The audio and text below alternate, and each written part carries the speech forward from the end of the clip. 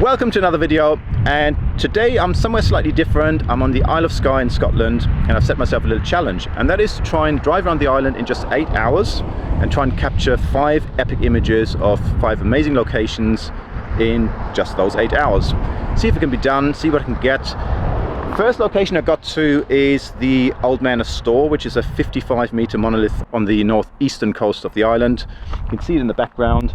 It does look amazing, but the first thing I noticed is that the car park is absolutely heaving. It's probably the most visited tourist attraction on the island, and on top of that it's an hour-and-a-half hike to get to it, so didn't really fancy an hour-and-a-half walk to get to somewhere which is going to be heaving with tourists. So instead, on the way there, I did notice there's a nice island in the foreground, which you can see, lone tree, pretty much picture perfect in that sense.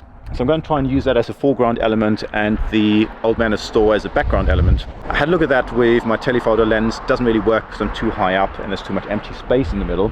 So what I'm going to be doing instead is I'm going to use one of these, Mavic 3 Pro, and get lower, use the 7x camera, which is 166 millimeters. Try and capture it from there and see if that works. If that doesn't, there's also a set of 3 rowing boats on the left. Might be able to use those in a foreground element to create some leading lines. But yeah, Mavic 3 hopefully going to come to the rescue, because getting down to the bottom is not possible. There's a fence here and it looks like it's private land, so I'm not going to risk that. But yeah, going to take off, see what we can get, and then get to the next location. So as I'm approaching the island, I'm finding that the 72mm or 3x camera is more than sufficient for this kind of shot. And that's normally my preference because the 7x camera's quality is inferior. So wherever I can, I'd prefer to use the 3x or the 24mm cameras. Now there's some nice symmetry lines between the foreground and background sort of islands or shapes. You get these triangles. So I'm going to try and capture those as part of my image. And I'm using AEBs because, for one, it gives me a kind of insurance policy in case I get my exposures wrong. So I can then choose the correct exposure or the correct exposed image from what I've captured. But it also allows me to essentially expand the dynamic range capabilities of my captures by using image stacking. So whereas there's some limits on how much you can normally bring up your shadows with these kind of drone pictures, even with the Mavic 3 Pro, with image stacking you can just push that a little bit further and essentially give you a wider dynamic range. So I'm just going to try a few different exposures here and take a few images from various angles. But essentially what I'm trying to capture is that symmetry between the foreground island, which is kind of like a triangular sort of shape, and that against the background, sort of the backdrop with the Old Man of Storr, which is also a kind of triangle. So I'm trying to kind of line those up and create something that hopefully looks decent when it's finished.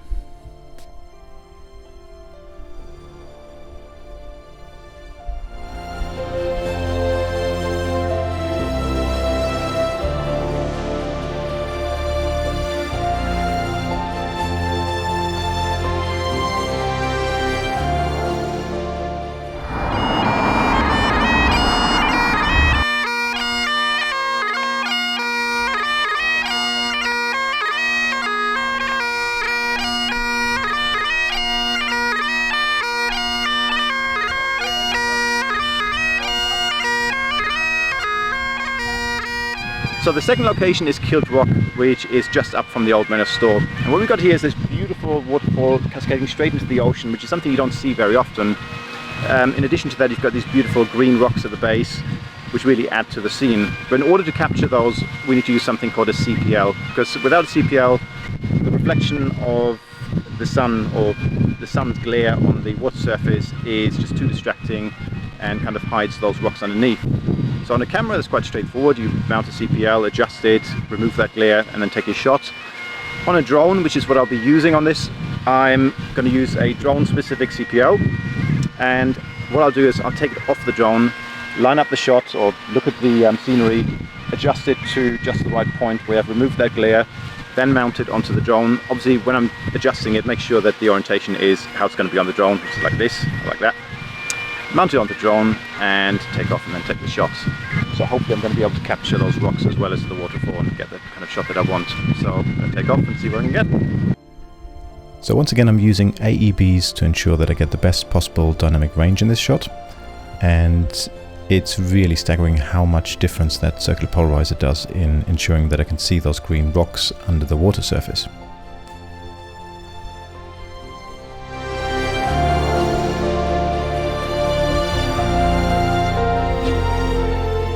Even though the shot was overexposed in the initial capture, the fact that I used AEBs ensured that I can see that detail in the sky and I'm not losing any dynamic range.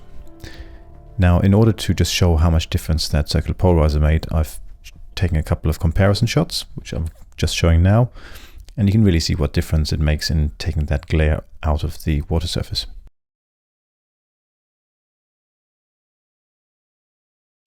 In addition to this shot, I also wanted to show the full breadth of this coastline, and to do that I decided I wanted to do a wide panorama. Now, I could have used one of the automated panorama options in the Mavic 3 Pro, but instead I decided to do a manual panorama and actually do it as an AEB, which in Lightroom can then be stitched together as an AEB or an HDR panorama, and that gives you a really high dynamic range panorama, so the best of both worlds, which is quite a cool look. So I'm just taking 3 sets of pictures to give me a very wide view, lining up the shots, making sure that I can see the lakes at the top, so I'm just going to go up a bit more. And then I'm going to take 3 shots, one at the far left side of the scene, just capturing all of the coastline, and then moving along, ensuring I don't overshoot. You need to keep a note of where you were and roughly where the image will be stitched together, and then on the right side of the scene. And that'll give me 15 images, or 3 lots of 5, which can be stitched together into an HDR panorama in Lightroom.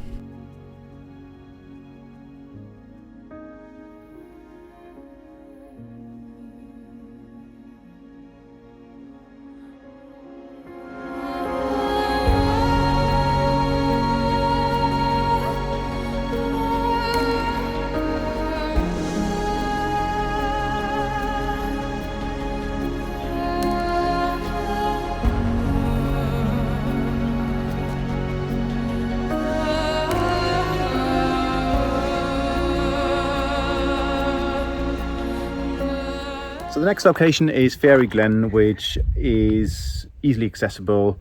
Won't need to use a drone for it. There's nothing that a drone's going to add to this one, so it's going to be done with my Sony. But the problem I'm going to have is that because it's so easily accessible, it's going to be heaving with tourists, and it's just really one area. So what I'll be doing, or what I'm going to try and do, is use a high ND filter. So I've got an ND 32000, and try and do something like a 5-10 minute exposure. Would have liked to get some cloud streaks in there, which can look quite nice, but there's not much up there at the moment, so I'm not sure if that's going to work. But at least what it's going to do is remove members of the public from the picture, because it's such a long exposure. Any movement, any people should hopefully disappear. So that's the theory. I don't know if it'll work, but I'm going to give it a go. And yeah, let's go and explore this place.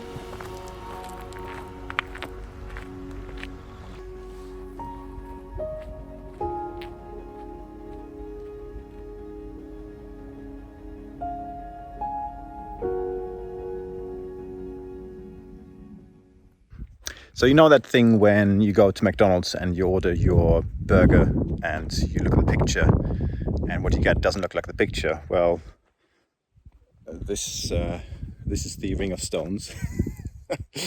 I'll show a picture of what it looks like on Instagram, and on the if you search up pictures of it, this is what you get. This is reality. So yeah, it's not quite the same, and generally a little bit disappointing. But I'm currently doing a long exposure, so doing 9 minutes. That should remove all the people from it. I'm just going to do one picture and be done with it, because this is Isle of Skye is amazingly beautiful, but this is probably a bit disappointing. But hopefully the rest is going to be better.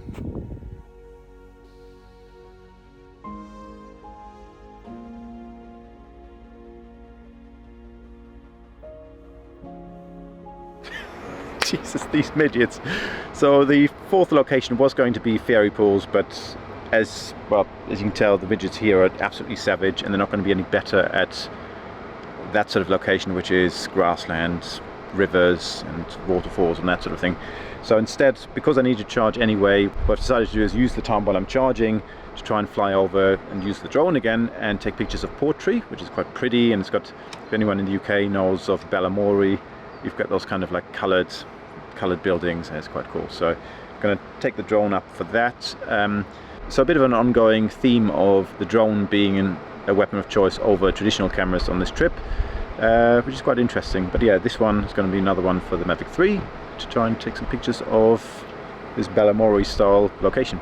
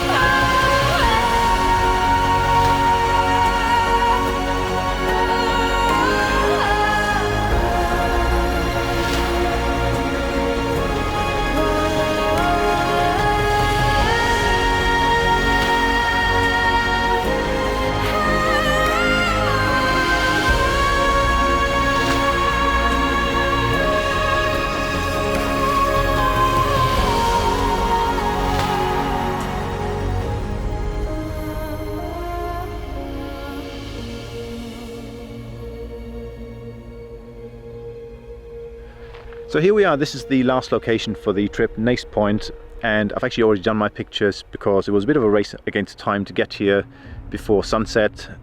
Literally arrived about 2-3 minutes before sunset, before all the light was starting to go. And for that reason I opted for the drone again, because in order to get to the lighthouse, which is really the main point of interest around here apart from this structure behind me, you'd have to hike to the end of that, to the other end of that structure. It's completely out of visibility where you park, and it'll be about a half-hour walk to get to it, by which point the light would have been completely gone and it'd be pointless. So drone was my weapon of choice once again. Allowed me to get some nice angles approaching or looking at the lighthouse from those sort of bits of rocky, cliff edgy typey things disappearing into the sea. They're nice leading lines and always looks quite nice in pictures. So yep, quite happy with what I've got. Quite interesting how most of the pictures in this trip have been reliant on my drone, so I'm glad I brought it. Obviously a camera, a proper SLR, DSLR or mirrorless camera will get you better quality pictures than a drone, there's no doubt about it. But a drone allows you to get to places that you can't always get to, approach different angles, different compositions which are impossible from the ground or from what you can reach, or in some cases just a way to get to a vantage point that you want to take a picture from very, very quickly in time to catch the light that you want.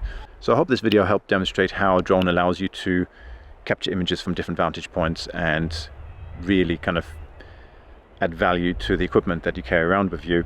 Couple of interesting things that I've learned from this trip to the Isle of Skye. First of all, midges are absolutely relentless over here, and you have to take some kind of spray or repellent, because they're just like, even now they're still attacking me. So I'm going to look like Mr. Blobby tomorrow. It's going to look horrible. And the other thing I've learned is that if you drive an electric car like myself, charge points around the Isle of Skye are very scarce. And what's worse, the main operator, which is Charge Point Scotland, only allows you to use charge cards. You can't do it by app or by card payment. So I definitely do my research before coming here. Make sure you get a charge card, or ensure that you use one of the chargers which use credit card payments. Anyway, that's the end of the video. I hope you found it useful and maybe you learned something. Bottom line is, Isle of Skye is absolutely beautiful and definitely worth a visit. But yeah, just remember your midget sprays, because it's just horrible. Anyway, that's it for now. So until next time, see you soon. Bye bye.